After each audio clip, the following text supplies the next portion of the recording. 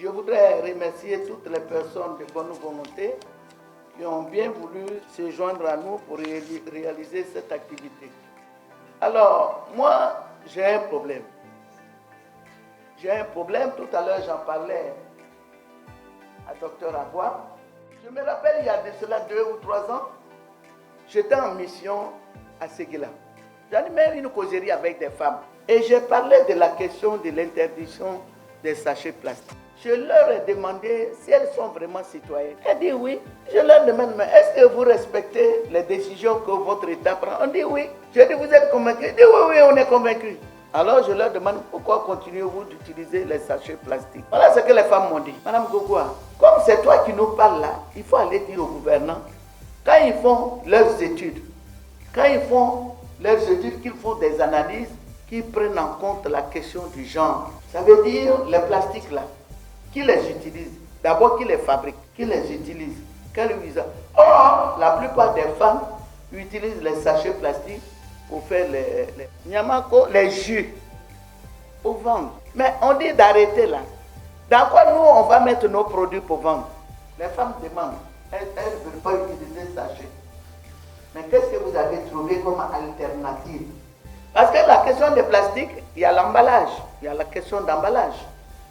Mais il y a l'emballage à triple point de vue.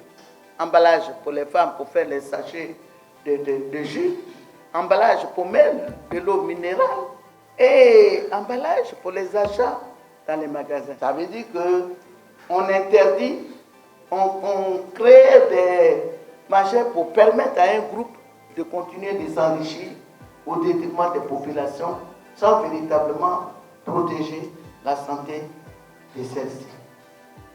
C'est une préoccupation que j'ai, que je vous charge. Une question, une préoccupation à laquelle vous devez réfléchir. En tant que citoyens, nous voulons jouer pleinement notre rôle, mais quand des dispositions sont prises, il faut que les conditions, des alternatives existent pour que nous puissions vous suivre. Mais ne faites rien sans nous. Oui, parce que même si nous n'avons pas été à l'école, nous avons des réflexions, nous pouvons vous aider à élaborer des meilleures politiques et autres. Alors la deuxième préoccupation que j'ai par rapport à ce point-là, c'est que les industriels ont dit oui, nous voulons marcher, mais il faut créer les conditions pour que nous changions notre process technologique. Parce qu'ils ont fait des investissements pour faire ça.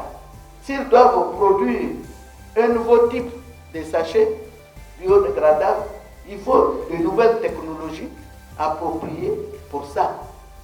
Et que des dispositions n'auraient pas été prises. On ne demande pas à l'État de Côte d'Ivoire de financer des investissements. On demande à l'État de Côte d'Ivoire de prendre des dispositions pour créer les conditions pour faire de nouveaux investissements. Je vais prendre l'exemple du transport. Le ministre des Transports a amené le gouvernement à créer les conditions pour que chaque Ivoirien puisse rouler dans une nouvelle voiture. C'est-à-dire les conditions de crédit ont changé, ont été améliorées. Tu peux payer 50 000 francs par mois, si c'est 10 ans. Si arrivé 5 ans après, tu es fatigué, tu t'amasses, tu te poses, tu prends l'autre. C'est la même chose qu'on demande au gouvernement. On ne demande pas au gouvernement de la liquidité pour financer de nouveaux investissements. Donc, monsieur Dr Aboua, mon fils, il faudrait que tu le notes.